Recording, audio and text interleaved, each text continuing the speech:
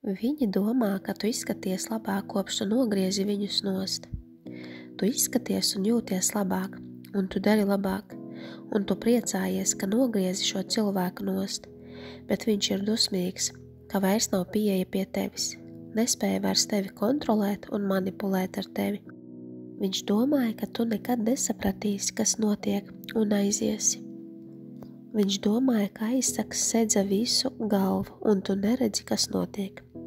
Bet Dievs tevi vadīja prom no viņa, jo tu esi ļoti uzticīga, ļoti, un tu pierādīji sev un Dievam, cik ļoti uzticīga tu esi Dievam.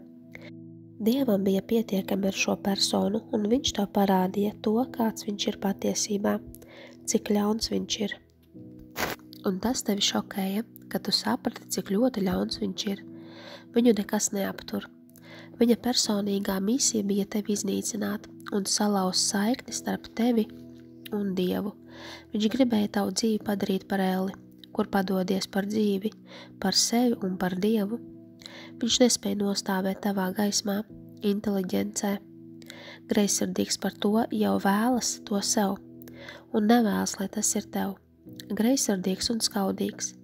Viņš negrib, lai tev savs prāts, viņš grib, lai tu ej pie viņa pēc visa. Apņēmīgs tevi apturēt, jo zina tavu misiju, bet tas tevi darīja tikai stiprāku un gudrāku. Tu tagad narcisu pamani pa gabalu, un tie pamana tevi. Šajās dienās tie nenāk tev apkārt, jo redz, ka tev ir stipras robežas, un redz, ka nevar ienākt un censties ar tevi manipulēt.